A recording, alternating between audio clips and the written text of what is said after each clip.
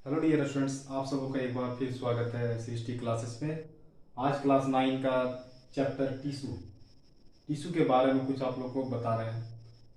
सबसे पहला चीज़ जानना है कि हमारा बॉडी में सबसे बेसिक यूनिट जो होता है वो क्या होता है? सेल होता है। शरीर का सबसे फंडामेंटल यूनिट होता है वो भी क्या होता है? सेल होता है।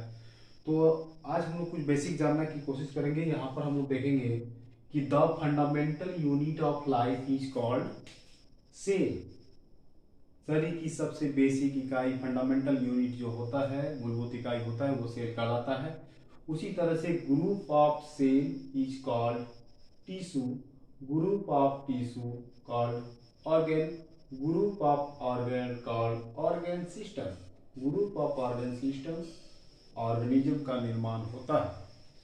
ये group of tissue organ, organ tissue मतलब ऊतक, और ये ग्रुप कोशिकाओं का समूह जो होता है वो ऊतक कहलाता है, और ऊतकों का जो समूह होता है वह अंग कहलाता है, और अंगों का जो समूह होता है वह अंगतंत्र कहलाता है, सिस्टम। और ये अंगतंत्र का समूह जो होता है मिल करके फाइनली क्या करता है? एक जीव का निर्माण करता है। यहाँ कुछ क्वेश्चन ये भी आता है कि सर, क्या सभी जीव जो होते हैं क्या उनमें टिश्यू होता है? तो यहाँ पर सभी जीव में हम नहीं कहेंगे।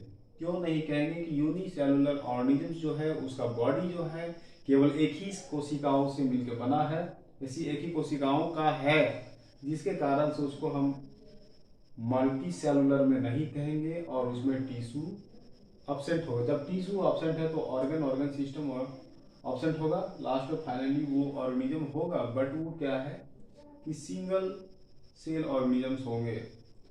अब यहाँ पर देखा जाए कि सेल टिश्यू के बारे में पढ़ रहे हैं, तो टिश्यू का स्टडी क्या कहलाता है? Study of tissue is known as histology. Histology, study of tissue. अब यहाँ पर हमको देखना है कि type of tissue in plant, plant में कितने तरह के टिश्यू होते हैं। तो एक रफ स्केच डायग्राम बनाए हैं। यहाँ पर प्लांट टिश्यू का दो पार्ट में डिवाइड करते हैं। पहला होता है मैरिस्मेटिक टिश्यू, सेकंड होता है परमानेंट टिश्यू। मैरिस्मेटिक को हिंदी में कहा जाता है विभज्योतक उत्तक। क्या कहा जाता है? विभज्योतक उत्तक। और परमानेंट टिश्यू को हम लोग क्या कहेंगे? स्थायी उत्तक कहेंगे। तो अभी हम लोग आज की क्लास में केवल मैरिस्मेटिक टिश्यू के बारे में पढ़ेंगे। मैरिस्मेटिक को तीन पार्ट में बांटा गया है। एक होता है एपिकल, दूसरा होता है लेटरल, एक होता है इंटरकैलरी। अभी हम लोग जस्ट इसके बारे में केवल मैथमेटिक टिश्यू का फिगर के साथ में स्टडी करेंगे कि फिगर इसका कैसे होता है, डायग्राम कैसे होता है, और कौन कौन से पार्ट्स में पाया जाता है। प्लांट में मेरिस्मेटिक टिश्यू विभज्योतक उत्तक कहते हैं। विभज्योतक या हिंदी टर्म से भी समझ में आ रहा है, विभाजित करना, बंटना। दैट मीन्स कि मैथमेटिक टिश्यू जो होते हैं उसका क्या काम है? Helps in cell division. Cell division कोशिका विभाजन में सहायता करता है। अब यहाँ पर देखना है कि मैथमेटिक टिश्यू जो होता है उसका स्ट्रक्चर कैसा होता है। तो उसके लिए हमने एक डायग्राम बनाया है। इस डायग्राम की सहायता से आपको समझ में आ जाएगा। अब यहाँ पर इसको देखें कि तीन पार्ट में इसको हम लोग करते हैं। इसका तीन पार्ट होता है। सबसे पहला होता है एपिकल। एपिकल ये टर्म है, एपिकल एपेक्स से समझ सकते हैं। Apex means top part of the, ठीक है। अब यहाँ पर ये टॉप पार्ट करना तो दैट मीन्स कि शीर्षस्थ विभज्योतक, विभज्योतक मतलब मैथमेटिक टिश्यू जो उसका सबसे टॉप पार्ट जो होता है वो क्या कहलाता है? शीर्षस्थ विभज्योतक, जिसको हम लोग एपिकल मैथमेटिक कहेंगे। इसमें क्या होगा कि सेल डिवीजन की प्रक्रिया जो है, कोशिका विभाजन की प्रक्रिया होगी, वो ज्यादा होगी। ये प्लांट का रूट और स्टेम का सबसे टिपिकल पार्ट जो होता है, सबसे टॉप मोस्ट पार्ट होता है, वहां पर ये पाया जाता है। इसमें सेल डिवीजन की प्रक्रिया बहुत ही फास्ट होती है, ज्यादा होती है। सॉफ्ट पार्ट होता है सबसे पहले। अब यहाँ पर हम देखते हैं कि मान लीजिए सपोज करें कोई प्लांट वगैरह है, तो प्लांट है तो वो क्या करता है कि इजी वे में ग्रो करता है। ग्रो करने पर हम उसको चाहे तो स्लाइटली बेंड कर सकते हैं।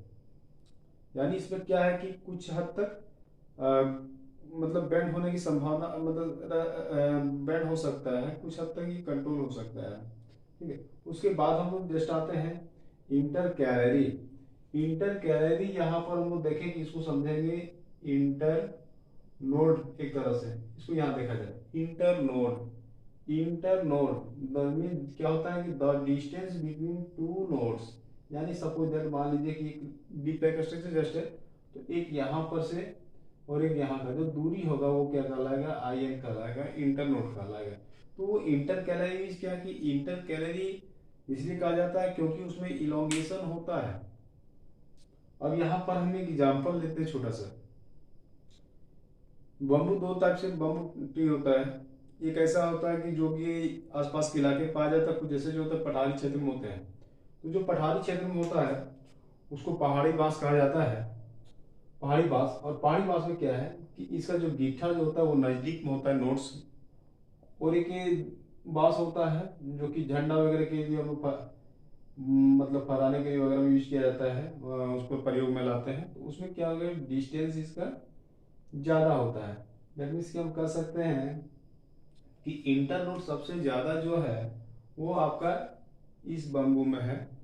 तो इस तरह से हम कह सकते हैं उसमें उसका इलोंगेशन होता है, इलोंगेशन। इलोंगेशन यानी ये कि इसका मेन काम है कि इलोंगेशन बढ़ाना, लंबाई बढ़ाना, लंबाई बढ़ाने के लिए, लंबाई बढ़ाने के लिए जितना ये इंटरनोड जितना ज़्यादा होगा जिसमें उसमें क्या होगा, उसका लंबाई उतना ज़्यादा होगी। थर्ड में क्या है कि लेटरल पार्श्व विभजोतक, पार्श्व विभजोतक लेटरल। अब लेटरल मीन्स क्या है कि चारों ओर, जिसको हम लोग पार्श्व कहेंगे। तो सपोज मान लीजिए कि कोई प्लांट जर्मिनेट किया है, जस्ट एक मैंगो ट्री ही ले लिया जाए, मैंगो प्लांट है, वो जस्ट अभी क्या किया है कि पत्ता ही जस्ट लगा है, ठीक है। अब इसको क्या करेंगे, यहाँ स्लाइटली इसको बेंड करेंगे तो वो इजी वे में बेंड हो सकता है, बेंड हो जाएगा। लेकिन धीरे धीरे क्या जब इसमें रिजिडिटी आता है तो वो क्या कठोर हो जाता है। तो इस तरह से हम लोग देखेंगे एपिकल में, इंटरकैलरी में और लेटरल में कि सबसे ज्यादा कोशिका विभाजन, सेल डिवीजन जो होगा ये आपका एपिकल में होगा। और इंटरकैलरी का काम है इलोंगेशन करने के लिए, सेल की लंबाई को बढ़ाने के लिए। और इसका काम है लेटरल। लेटरल मीन्स क्या है कि धीरे धीरे अपना स्थायी कठोरता को लाने के लिए। तो ये देखते हैं कि आखिर इसमें जितने पार्ट्स हैं सबका अलग अलग फंक्शन है, अलग अलग काम है और बहुत इंपॉर्टेंट है, इसको समझना चाहिए। Thank you.